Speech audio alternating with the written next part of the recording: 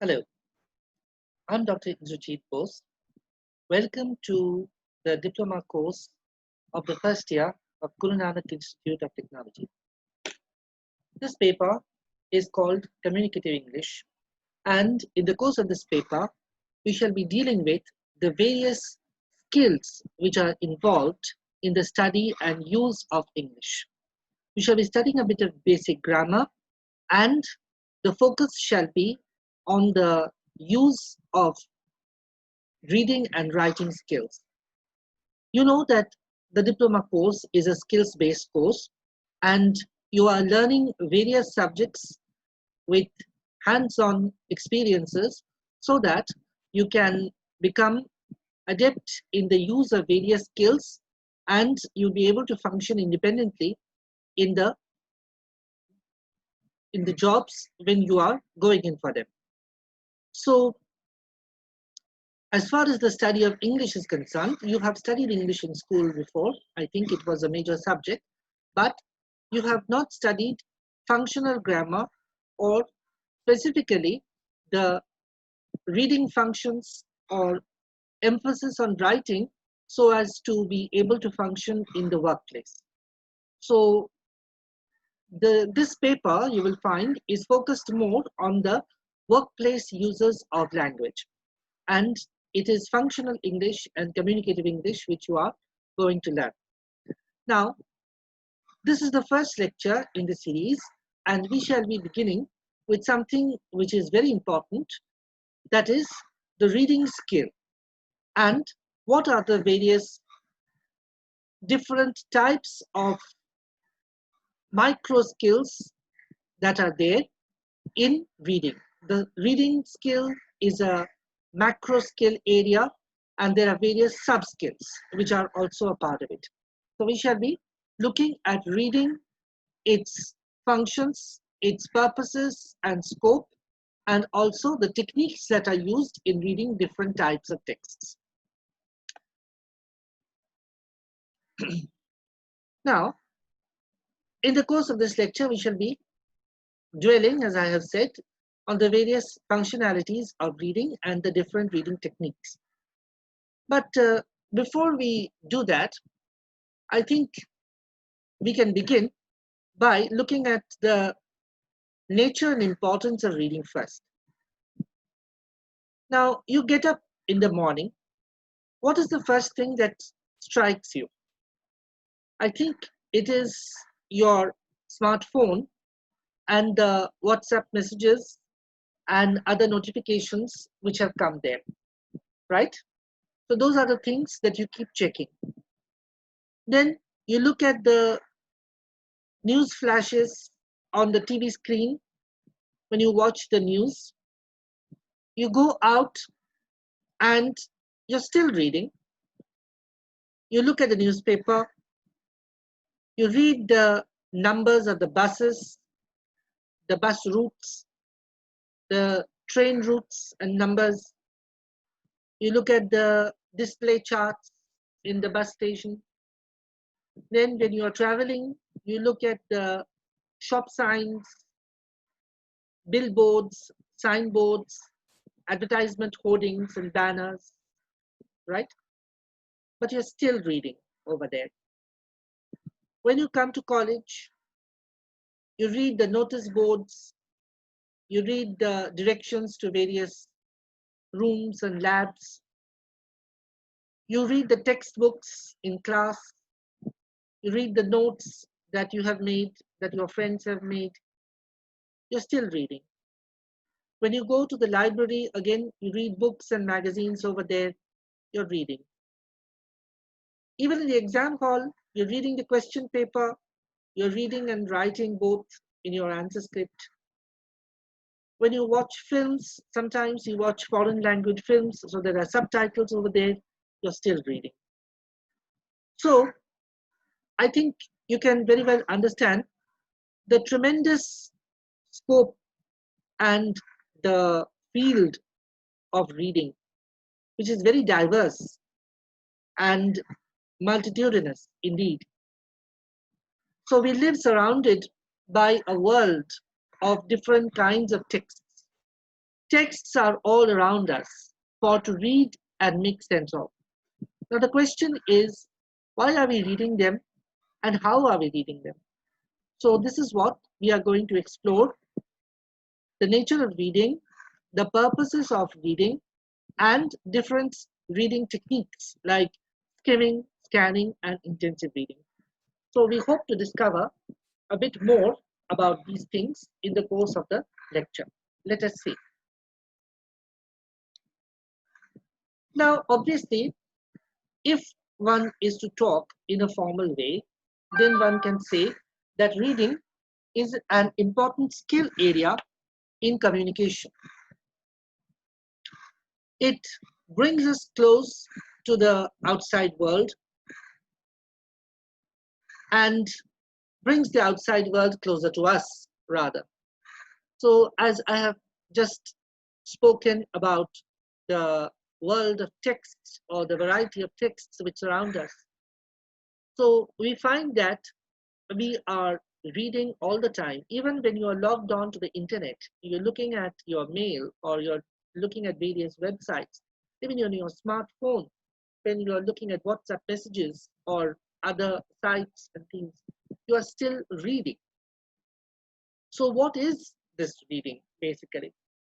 It is a process of interaction or interchange between two things. Obviously, one is the reader, the other is the text. So in order for reading to take place, you need both the reader as well as the text. So it's a process of negotiation, or it's a process of mutual exchange in order to imbibe something out of it. So if you are the reader and you're reading the text, you're getting something out of it, isn't it? Knowledge, instruction, entertainment, something or the other. So reading is never an entirely passive process. Remember that. Now there can be silent reading, but it is not passive. It's only the process that is silent, the manner that is silent, but the actual process is not passive. It's always active. So it's an active engagement and it is continuously taking place. So when we are children, we learn to read. I'm sure you also learned to read when you were children. So how are children taught to read? Yes, they are taught the letters and alphabets of the language. And then they are given slightly more difficult words and expressions. Then they learn to put it together in the form of sentences, which can be grammatically constructed. So then they learn something more about the construction of sentences, and then they can write. So first comes the alphabet, rhymes, and letters and numbers, which children learn. Now, most of the time, when children are reading, they are reading aloud. So, what do children read? Yes, children basically read storybooks, their primers, various kinds of textbooks, and other books which are theirs to read, like books of knowledge or color illustrated picture storybooks, books of that kind, mainly which have less text or which are easy to read and understand, especially developed for child readers. Now they are often reading aloud, and the stories which they read, they learn by reading aloud. And when grown-ups read out to children, they also read aloud stories to children. So I'm sure in school you had storytelling hours in which your teacher read out stories to you, right? However, as one becomes more advanced as a reader and acquires more reading proficiency, gradually the reading that is done is usually silent and it is not read aloud. Now, therefore, we can say that some basic requirements in reading are, as I have said, the reader and the text. Now, you need a basic literacy level for the reader in order to understand the text. That is, a basic knowledge of the language, the structures which are used, the words which are used, and the spelling. So if they are difficult words, children particularly will not understand. So they have to be given the meanings of those words. Now, children again understand what is there in the text with the help of their understanding of the world as far as they have it. Their knowledge and understanding of the world helps them to unlock the meaning of the text. So there's a story of Sasha and Alyosha having lunch in the school. So the children will use their knowledge to think that yes, in American schools, children are given lunch like this, but not in Indian schools where they bring lunch from home. So there is a difference between the two types of schools. So here that is not mentioned in the text, but they are using their general knowledge of the world to infer this kind of meaning. Also, when they become more and more advanced, so they will compare and contrast. So we also learn by using our knowledge and understanding of other texts, themes, forms, and so on. So we get the meaning from what is there in the text, basically reading that, and also from other meanings we get by interpreting things in the text using our general knowledge of the world and our knowledge of other texts and other forms. So all this helps in elucidating meaning.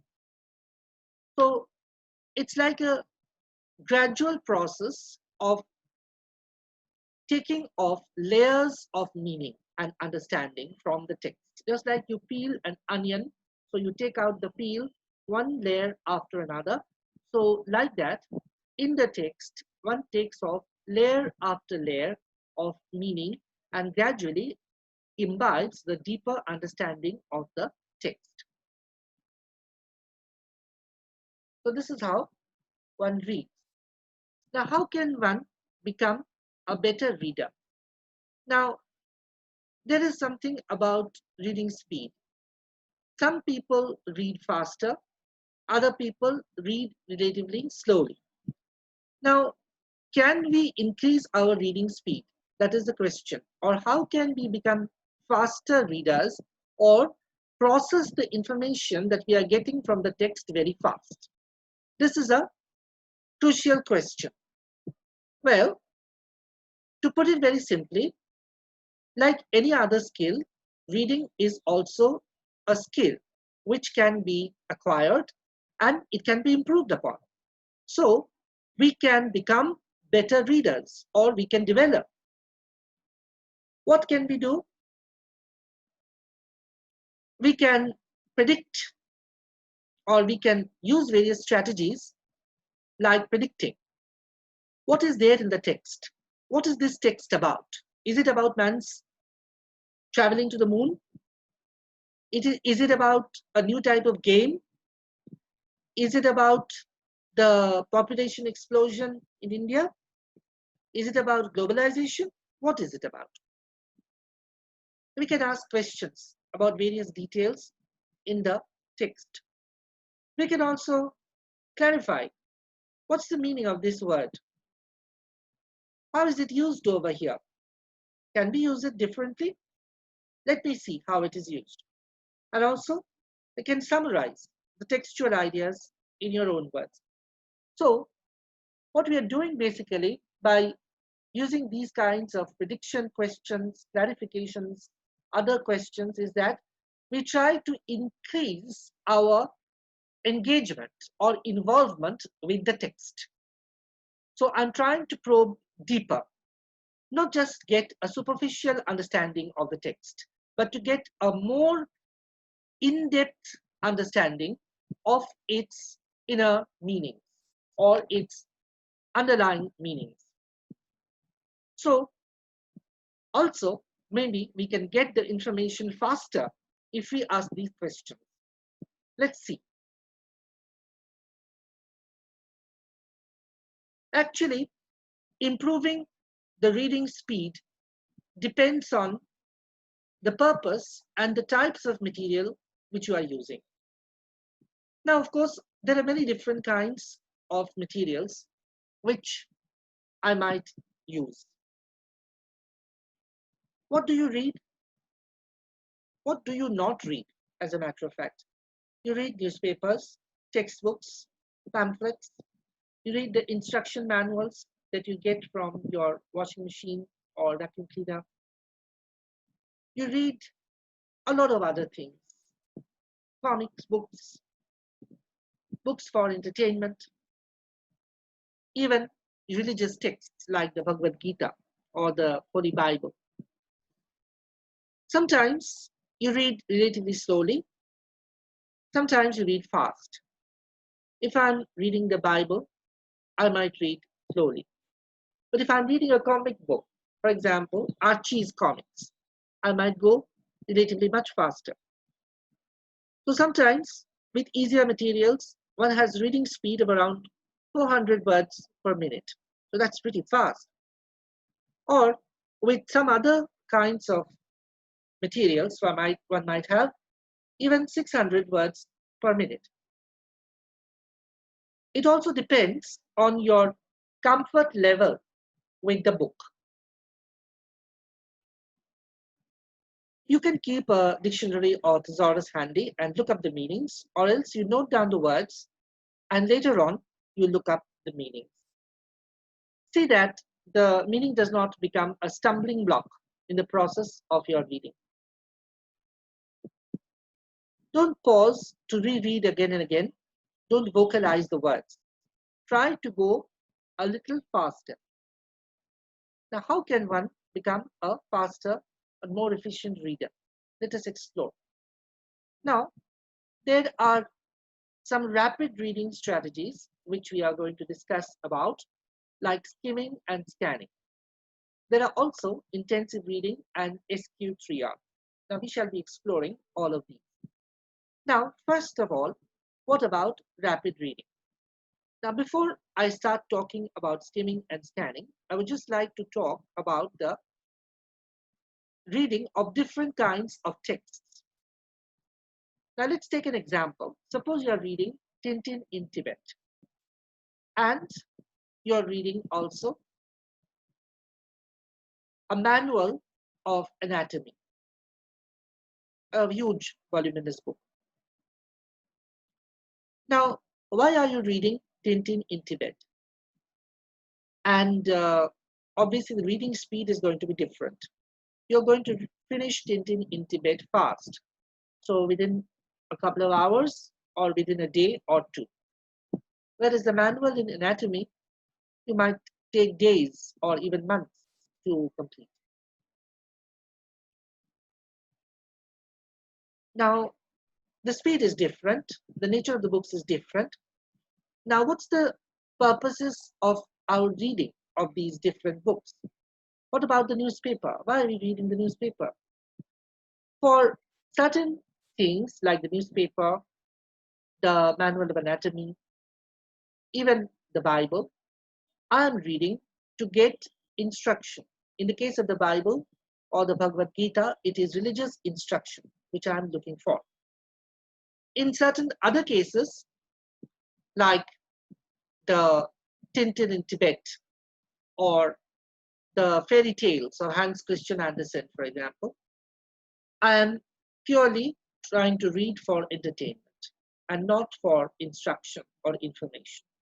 So these generally are the purposes for which we read. Now, let us take a look at about a little bit more about skimming and scanning. Now, what is skimming? Now, you know that the metaphor is from milk. When we have milk, then there is a layer of cream on top. And when that layer of cream is taken off the milk, it is called skimmed milk or toned milk. So just like that, the purpose of skimming in a text, a reading text, is to get the gist or the overall impression of the text. Now the time taken is less than 1 minute. usually. And what about the technique of how we skim? Now, when you are skimming, don't read the text word for word. If you do that, you are slowing down your reading. Don't read word by word or line by line. Look for general features of the text or run your eyes quickly through the text. You might look at certain captions or headings. If there are italicized words, take a look at them. Look also for titles and keywords. What are keywords? Keywords are important words which are used repeatedly. For example, in the manual of the washing machine, the word washing may have been used a number of times in a certain paragraph because it is talking about certain washing functions. So those are the keywords, obviously. Look at underlined or italicized words or certain words which are glossed over. Sometimes even textual notes or marginal notes are provided in the margins about certain words or near certain paragraphs. So those are obviously highlighted or certain points are made about those. We also have sometimes accompanying pictures, diagrams, maps, or charts. So again, they help to elucidate the meaning of the text. So I'm going to take a look at only these features in less than 1 minute of time. And my purpose is to get the gist of the text or the overall impression of the text. I am not looking for details. I am not interested in particular details over here. So I shall be only looking at the broad overall idea of the text. Now, here we have a sample passage. Let us read this passage. Now, obviously, I'm teaching this to you, so I'm not going to be able to read this in less than 1 minute of time for you in the skimming way, but I'm giving a demonstration. Okay, now we have this passage. Now, I can read it word by word and line by line, but that will take a bit of time. Now, suppose I look at the caption. Is there a caption? No, there isn't a caption. So any words underlined? Yes, money plant, I can see. If I run my eyes from the first line onwards below, it's not a very long passage. I can see house plants, households, money plant, snake plant, bamboo plant, leaves, evergreens, drawing room plants. Okay, so plants is obviously a keyword and it's talking about different kinds of plants. Often I think about interior or plants which are kept inside the house. House plants, it says. Yes. What's the first line? Today we will look at several examples of house plants. Wow, that's the first line. So that makes it very clear. So look at the first line, the topic sentence over there. And the others, many of them are supporting sentences. Most of them are to be found. What? Most of what? The house plants, obviously. There is also the begonia, the snake plant, the bamboo plant, the croton. Now we are not looking at the details. So we will not be looking at the different varieties of house plants. So I'm not answering the question like how many varieties are there. No, I will just look at the general impression. So if we look at the first lines, if we look at the keywords and important words, so I can say, without having read you, mind it, without having read the entire passage, I can say that this passage is about certain varieties of houseplants. So suppose I read the passage now and see what it's about. Today we will look at several examples of houseplants that may be grown in your home itself, in the veranda or balcony or any congenial nook you may find for it in the house. Most of these are to be found in Indian households. Belonging to the creeper variety is the money plant, which has leaves of light green streaked with dark green. There is also the begonia, the snake plant, and the bamboo plant, many of which grow in abundance. The croton is a shrub with large red, yellow, and brown splotched leaves. There are various ferns, evergreens, and palms. The palms especially look good as drawing room plants. Okay, so the passage is about different kinds of house plants. and it's talking all about them and their characteristics and features. So I was not very far off the mark, right? So if I said that this passage is about different kinds of houseplants, well, I'm not very far wrong. So I have done an exercise in skimming. Now, what about scanning? How does scanning differ from skimming? Now, we skim for the main idea or the overall idea.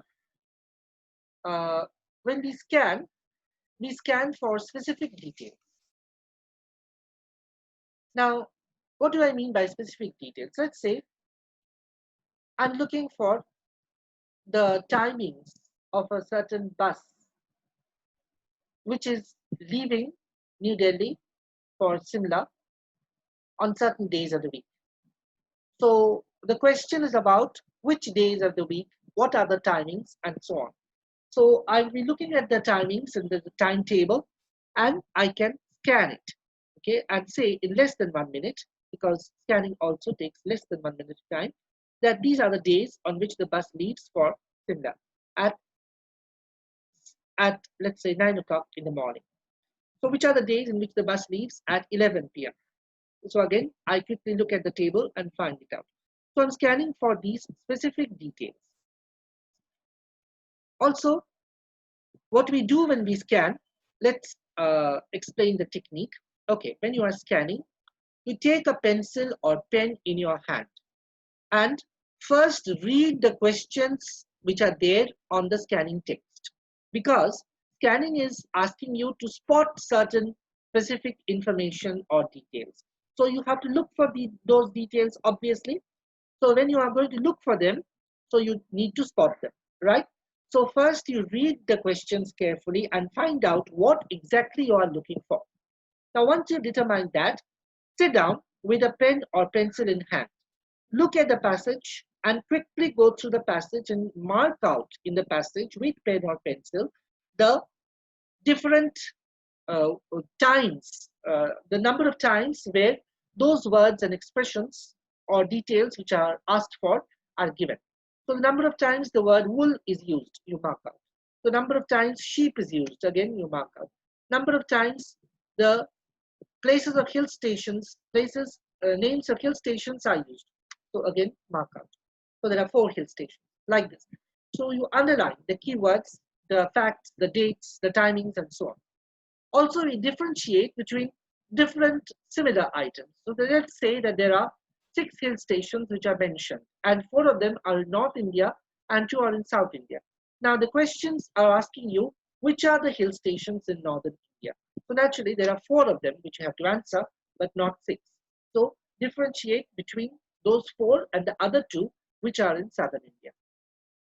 So we can have questions on the same text that we have looked at, like how many houseplants are mentioned, the leaves of the money plant are, the croton leaves are, which plants look good in the drawing room. So again, I'm referring back to the text.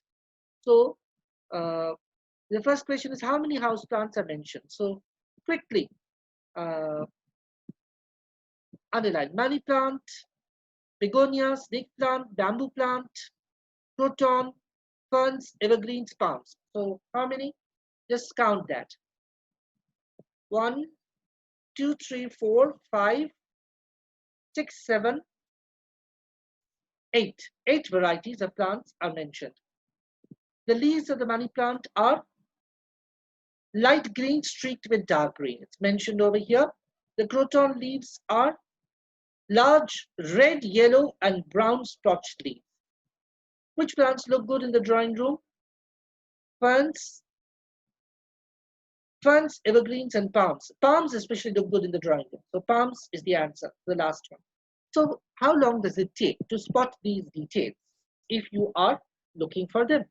So keep your eyes skinned to look for these specific details when you are trying to scan the text, and quickly mark them out with pen or pencil and count them or number them or find out whatever else you have to do with them, and you have got the answer.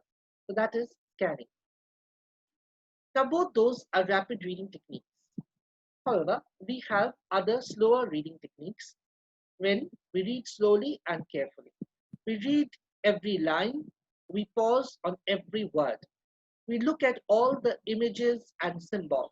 What are the symbols? Like the significant details which mean something else, like the sun is a symbol of energy in a certain text. Okay, or fire symbolizes energy. There can be lots of images and symbols in the text, so we have to understand the meaning of all those. Also, we look at the overt meanings as well as the covert meanings. Overt meanings meaning the meanings which are readily evident, and the covert meanings are those which are hidden and underlying meaning. So obviously, this takes time. Now, we will just look at what is SQ3R reading method. Now, SQ3R means survey, question, read, recall, and review. So basically, it is a combination of different strategies in making reading a more effective process. Now, what we do in SQ3R is to select between what is important, what is less important, and what is quite irrelevant. So this makes reading active and purposeful. And it's a kind of a survey as well as an intensive engagement method which can apply to an entire book and even to a chapter or a small section. Let us see. So, survey. What do we do in survey? We skim the text and find the main ideas. We question. We think about what we already know about the topic and what further I hope to learn about it. We read and look for answers to the questions. We recite what we want to remember, and we recall. We reread the notes and link the information with our own experience. So we do all these things. Now, I'm going to look at a sample text to clarify the meaning.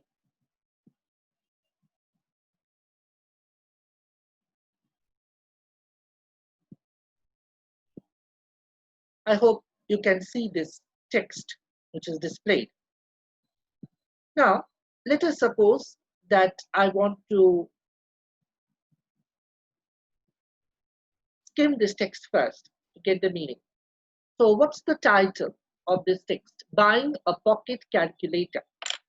Oh, so this text is, I think, talking about the choices and the reason for making these choices or the varieties which are available to a general buyer.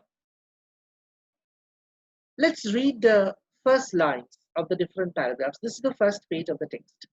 In recent years, pocket calculators have become almost as commonplace as wristwatches. There's a tremendous choice of calculators at a great variety of prices. Okay, so there's a lot. The buyer is spoiled for choice.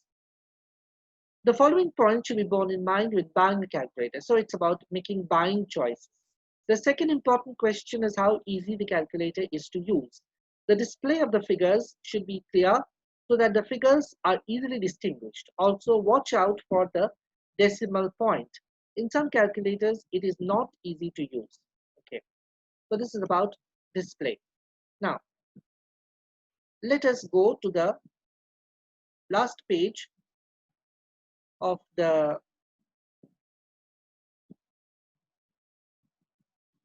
figure here.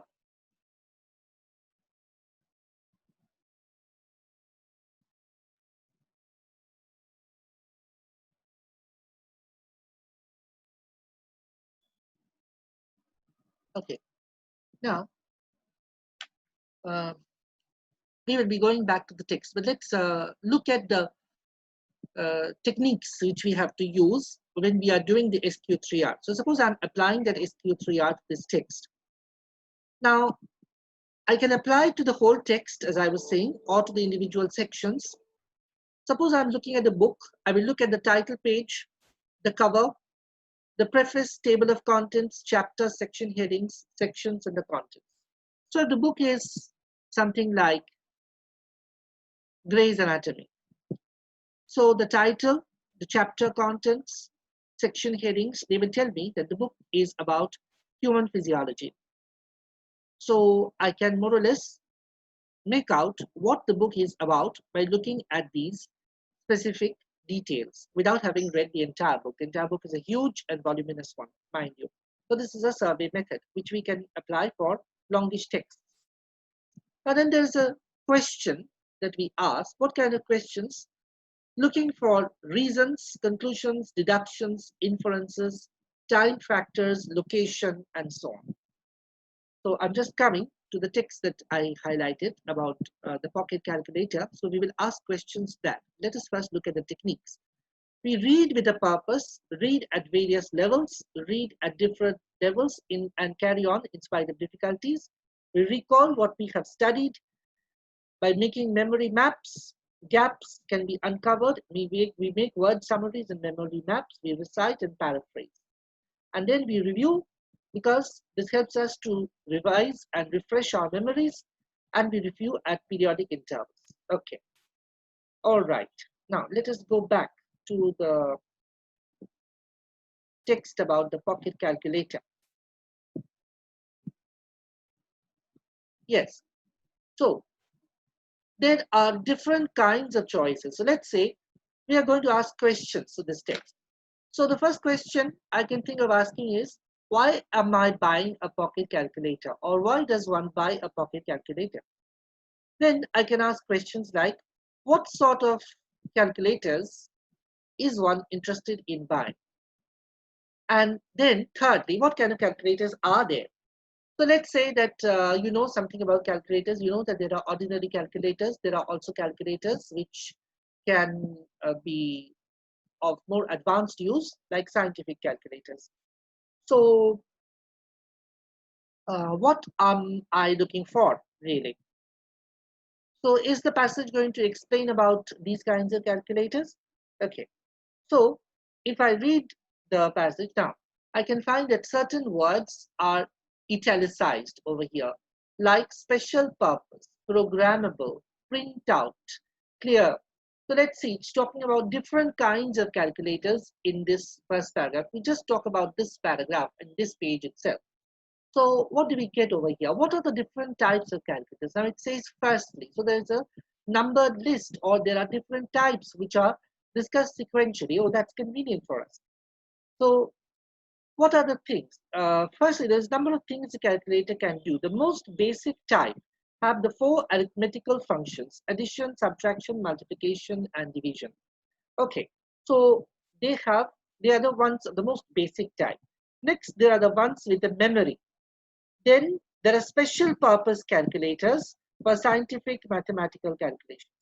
Then there are programmable calculators which will do complex routines automatically. And then there are calculators which can take printouts of calculations. Wow, so there are so many different types. So I have found out that this passage is about the different types of calculators, and the buying choices are determined by the type of functions that they have.